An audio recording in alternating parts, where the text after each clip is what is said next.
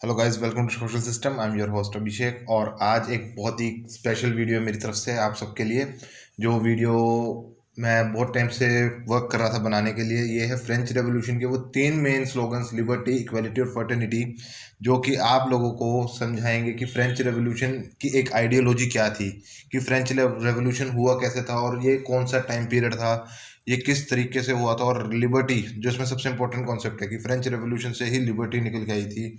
Liberty और rights का concept French revolution से ही निकला था। तो बिना कुछ देरी करते हुए इस कॉन्सेप्ट को हम लोग शुरू करते हैं और करना चाहूँगा मैं इसकी मैप दिखा के। जो जो ये टाइम पीरियड है ना, फ्रेंच रेवोल्यूशन हुई थी 1789 में। और जब 1789 का जो टाइम पीरियड है ना, वो टाइम पीरियड है एनलाइटमेंट का। एनलाइटमेंट यानी कि वहाँ पे सुधार आ रहे थे, जो रिलीजियस प्रैक्टिसेस थी, जो गलत प्रैक्टिसेस थी, जैसे बिल्ली रास्ता काट गई तो वहाँ से लोग गुजरते नहीं थे, उस तरह की प्रैक्टिसेस को चेंज और किया जा रहा था। एनलाइटमेंट आ रही थी, इंडस्ट्रियलाइजेशन हो रहा था वहाँ पे। तो उस समय दो रेवोल्यूशन पहली हो चुकी थी। एक थी आपकी ग्लोरियस रेवोल्यूशन और दूसरी थी आपकी अमेरिकन रेवोल्यूशन। इन दोनों रेवोल्यूशन के होने के बाद हुआ क्या, फ्रांस के जो लोग थे उन्हें समझ में आया कि हमें भी अब ज़रूरत है अपने किंग के अगेंस्ट प्रोटेस्ट करने की। ब्रिटेन में मैंने जब पिछली वीडियो में पहले बनाई थी तो उसमें बताया था कि ब्रिटेन में प्रोटेस्टेंट ज़्यादा थे, तो प्रोटेस्ट हुआ और वहाँ पे मुनार्की हटा के पार्लियामेंट्री मुनार्की बना दी गई। उसी तरीके से 13 कॉलोनीज थी हमारी अमेरिका में। तो अमेरिका में जो 13 कॉलोनीज थी उनको यूनाइट करके जॉर्ज वॉशिंगटन सर ने प्रेसिडेंटशिप ली और 1787 में वहाँ के पहले प्रेसिडेंट बने। अब इसके बीच में जब वो बने तो उस टाइम पीरियड पे जो फ्रेंच पीपल थे उन्होंने अमेरिकन कॉलोनीज की हेल्प करी थी against the war of independence. किन के? ब्रिटेन के अगेंस्ट। अब जब फ्रांस में रेवोल्यूशन हो रही थी तब अमेरिका ने बिल्कुल हेल्प नहीं करी फ्रांस की। और जब ये रेवोल्यूशन हो रही थी उस टाइम पीरियड का मैप मैं एक बार आप लोगों को दिखाना चाहूँगा। ये जो मैप है यहाँ पे बता रखा है कि किस तरह ब्रिटेन और फ्रांस में क्या कुछ हो रहा था। और ये फ्रांस का मैप है एट प्रेजेंट। और उसके बाद जो एनलाइटमेंट का आइडिया था, जो एनलाइटमेंट मैं अभी थोड़ी देर पहले बता चुका हूँ, वो जो आइडिया था वो था government gets power from people, popular sovereignty. कि जो सोवरनिटी है, गवर्नमेंट के हाथ में जो डिसीजन लेने की पावर है लोगों के ऊपर, वो लोग ही अपनी गवर्नमेंट को देंगे कि वोट करके लोगों को चुना जाएगा। उसके बाद आता है कॉजेज ऑफ रेवोल्यूशन। इस रेवोल्यूशन के कॉजेज क्या थे? तो सबसे पहले थी इनइक्वालिटी अमंग्स द क्लासेस। तीन क्लासेस बन चुकी थी उस समय और आज भी वो तीन क्लासेस एग्जिस्ट करती हैं।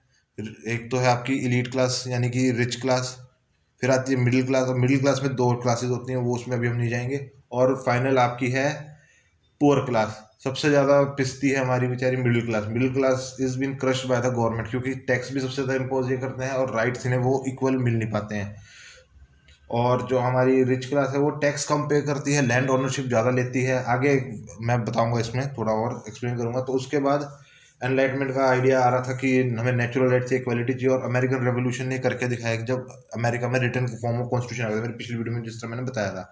तो उसके बाद जो नेशनल डेप्थ था, मतलब कि जो कर्जा था वो बहुत ज़्यादा बढ़ गया था। लूसी 16 जो उस समय वहाँ के लास्ट राजा थे फ्रांस के, उनके ऊपर काफ़ी हद तक इकोनॉमिकली रिफॉर्म जो थे वो काफ़ी बैड थे इनके। और अपने आप को उन्होंने एक जर्नल स्टेट घोषित कर दिया था कि मैं स्टेट का जर्नल हूँ और मैं यहाँ का मोनार्की हूँ, मैं ही सब कुछ करूँगा। उसके बाद फूड बैड हार्वेस्टिंग थी, हंगर था, ब्रेड के रॉइट्स हो रहे थे कि खाने पीने के लिए, मतलब कि रोटी तक के लिए, ब्रेड इन द सेंस रोटी जो हम नॉर्मल रोटी खाते हैं उसके लिए भी हो रहे थे। और फिर जो फॉर्मेशन ऑफ नेशनल असेंबली हुई, उसके बाद टेनिस कोर्ट की ऑथ हुई, और उसके बाद स्टॉर्मिंग ऑफ ब्रिस्टाइल हुई। ब्रिस्टाइल में एक लड़ाई हुई थी, बहुत ही इंपॉर्टेंट लड़ाई है, सबसे स्टार्टिंग वहीं से हुई थी इस फ्रेंच रेवोल्यूशन की। तो ये इसके मेजर मेजर से कुछ कॉजेज हैं।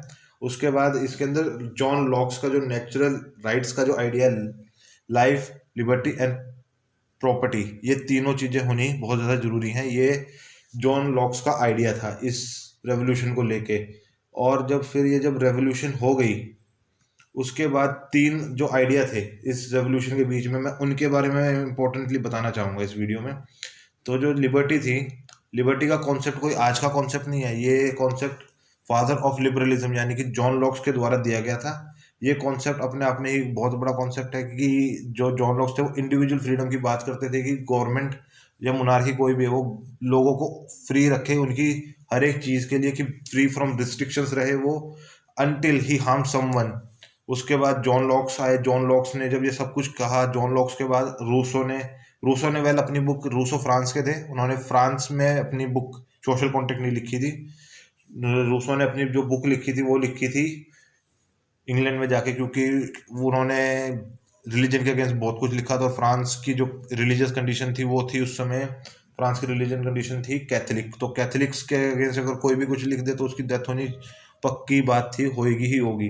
तो वो चले गए ब्रिटेन। ब्रिटेन में प्रोटेस्टेंट ज़्यादा थे, तो उन्होंने वहाँ पे अपनी सोशल कॉन्ट्रैक्ट लिखी, और सोशल कॉन्ट्रैक्ट में उन्होंने किस तरह से बताया कि एक कॉन्ट्रैक्ट चल रहा है गवर्नमेंट मोनार्की के बीच में और लोगों के बीच में, जिससे आपका एक सोशल कॉन्ट्रैक्ट बना हुआ है। और सोशल कॉन्ट्रैक्ट के अंदर जो है कि जो लोग हैं वो एलिनेट, एकदम करप्ट हो चुके हैं, और करप्शन इतनी ज़्यादा हो चुकी है कि लोगों के पास जो उनकी जर्नल विल है वो ही नहीं बची है। उनकी जो विल है, मतलब कि अपनी इच्छा शक्ति है, वो ही सरकार ने खा ली है, उनके ऊपर इतना बर्डन डाल दिया गया है। ये रूसो ने अपनी बुक में बताया था लिबर्टी को लेके, और लिबर्टी ही इस पूरी रेवोल्यूशन का सबसे इम्पोर्टेंट मूवमेंट थी, लिबर्टी में। उसके बाद आते हैं आपके जेम्स मिल और हमारे जेमरी बेंथम। बेंथम ने वैसे यूटिलिटरिज्म की थ्योरी दी थी कि प्लेजर सीकिंग होनी चाहिए, जिसको जितनी ज़्यादा जिस चीज़ में खुशी मिले उसे वो चीज़ करनी चाहिए। पर लेकिन जेएस मिल ने लिबर्टी के ऊपर कहा था कि liberty, man is free to do whatever he wants to do until he harm someone, कि वो एक जो इंसान है वो कुछ भी करने के लिए बाध्य है, वो कुछ भी कर सकता है अनटिल, जब तक वो किसी को नुकसान ना पहुंचाए। उसके बाद हमारी आती है इक्वालिटी। अब इक्वालिटी जो एक रिजीम है, एक एंशिएंट रिजीम है कि अनफेयर ट्रीटमेंट दिया जाता है, राजा के लिए अलग ट्रीटमेंट और प्रजा के लिए एक अलग ट्रीटमेंट, और जिसके पास पैसा है उसको एक अलग ट्रीटमेंट। उस चीज़ को चेंज करने के लिए फ्रांस में ये आइडिया उठ पड़ा था कि हमें ये चेंज लेके आना है, किसी भी हालत में लेके आना है, हमें टैक्सेशन को इक्वल करना है। कि हम जो मिडिल क्लास है वो टैक्सेशन क्यों ज़्यादा दे रहा है, बाकी क्यों नहीं टैक्सेशन ज़्यादा दे रहे हैं। इस तरह की इक्वालिटी के मोटोस को लेके ये लोग आगे चले थे। फिर उसके बाद आती है फेटर्निटी, भाईचारा, ब्रदरहुड की बात होती है इसके अंदर। तो जो फेटर्निटी थी वो एक आइडियलिस्टिक अप्रोच थी, बट लेकिन इसे भी फुलफिल किया गया वहाँ के लॉ मेकर के द्वारा। और जब ये लॉ मेकिंग बॉडीज जब बनी, जब नेशनल असेंबली लगाई गई थी, उस टाइम पे इस फर्टिलिटी को बहुत ही हाईली इन्फ्लुएंस तरीके से एक्सप्लेन, मतलब कि इम्प्लीमेंट किया गया था उनके फ्रांस के कॉन्स्टिट्यूशन के अंदर।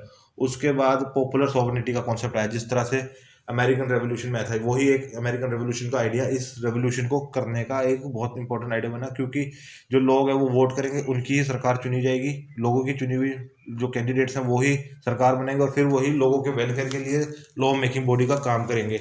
उसके बाद आता है आपका सबसे इम्पोर्टेंट नेचुरल राइट्स, कि जो कॉन्सेप्ट है जॉन लॉक्स का नेचुरल राइट्स का, कि लोगों के पास ये तीन चीज़ें होनी जरूरी है, लाइफ, प्रॉपर्टी और उनकी सबसे इम्पोर्टेंट चीज़ लिबर्टी, उनकी इच्छा शक्ति, कि उनके पास जो भी कुछ काम करने को है वो किसी से भी बिना डरे कर सकें, उनकी अपनी एक लिबर्टी होनी चाहिए। ये natural right according to Locke's there were three natural rights: life, liberty and poverty. All individual entitled to live safely, to be free from oppression and acquiring property and have it safe from seize। मतलब कि कोई भी इनकी property को कुछ नहीं कर सकता, मतलब कि गवर्नमेंट को इंटरवेंट नहीं करना चाहिए उनकी प्रॉपर्टी के ऊपर। अगर वो इनकी प्रॉपर्टी है, लीगल तरीके से इनकी प्रॉपर्टी है, गवर्नमेंट किसी भी तरह का कोई भी इनके ऊपर डोमिनेट ना करे।